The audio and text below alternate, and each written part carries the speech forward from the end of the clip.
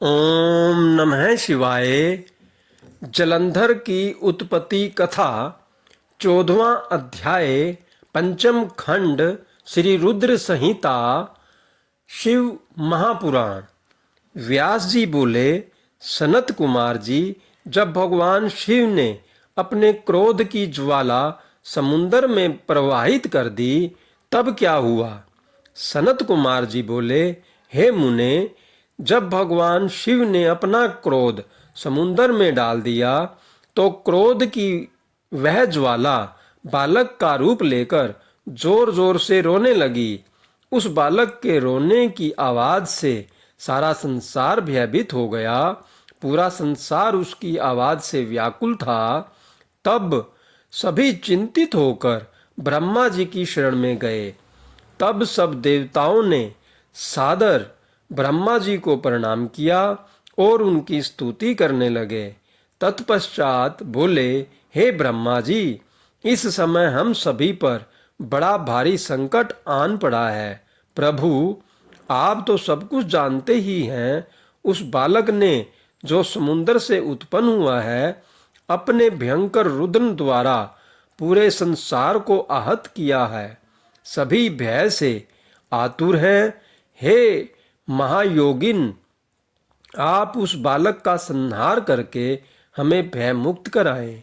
देवताओं की इस प्रकार की प्रार्थना सुनकर ब्रह्मा जी अपने लोक से पृथ्वी लोक पर उतरकर उस समुंदर पर पहुंचे जहां वह बालक विद्यमान था। ब्रह्मा जी को अपने पास आता देखकर समुंदर ने भक्ति पूर्वक उन्हें प्रणाम किया और उस बालक को ब्रह्मा जी को सौंप दिया। तब ब्रह्मा जी ने आश्चर्यचकित होकर समुंदर देव से प्रश्न किया कि यह बालक किसका है। ब्रह्मा जी के इस प्रश्न का उत्तर देते हुए समुंदर देव बोले कि हे भगवान, यह बालक गंगा सागर की उत्पत्ति स्थल पर प्रकट हुआ है, परंतु मैं इस बालक के विषय में और कुछ नहीं जानता। इस प्रकार जब ब्रह्मा जी समुंदर से बातें कर रहे थे, तब उस समय उस बालक ने ब्रह्मा जी के गले में हाथ डाल दिया और उनका गला जोर से दबा दिया, जिसकी पीड़ा स्वरूप उनकी आंखों से आंसू बहने लगे। तब ब्रह्मा जी ने यत्न पूर्वक उस बालक की को पकड़ से अपने को मुक्त कराया और समुंदर से बोले कि तुम्हारे इस जातक पुत्र ने मेरे नेत्रों से जल निकाला है, अतः यह बालक जलंधर नाम से प्रसिद्ध होगा। उत्पन्न होते ही युवा हो जाने के कारण यह बालक महापराक्रमी, महाधीर, जवान, महायोद्धा और रण दुर्मंत होगा। यह बालक युद्ध में सदैव विजयी होगा, यहाँ तक कि यह भगवान श्री हरि विष्णु को भी जीत लेगा। यह बालक दैत्यों का अधिपति होगा। कोई भी मनुष्य या देवता इसका चाहकर भी कुछ नहीं बिगाड़ पाएंगे।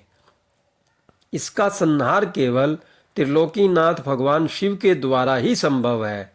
यह कहकर ब्रह्मा जी ने असुरों के गुरु शुक्राचार्य को बुलाया और उनके हाथों से बालक को दैत्यों का राजा स्वीकार करते हुए उसका राज्याभिषेक कराया। तत्पश्चात ब्रह्मा जी स्वयं वहां से अंतर्ध्यान हो गए। अपने जातक पुत्र के विषय में जानकर समुद्र देव बहुत प्रसन्न हुए और वे उसे अपने निवास स्थान पर ले गए। कुछ समय पश्चात उन्होंने जलंधर का विवाह कालनेमी नामक असुर की परम सुंदर पुत्री वृंदा से संपन्न करा दिया। जलंधर आनंद पूर्वक अपनी पत्नी के साथ निवास करने लगा और असुरों के राज्य को बड़ी चतुराई और कर्तव्यपरायणता के साथ चलाने लगा। उसकी पत्नी वृंदा महान पतिव्रता नारी थी। ओम नमः शिवाय। हर हर महादेव। जय भोलेनाथ। जय शिव शंभो।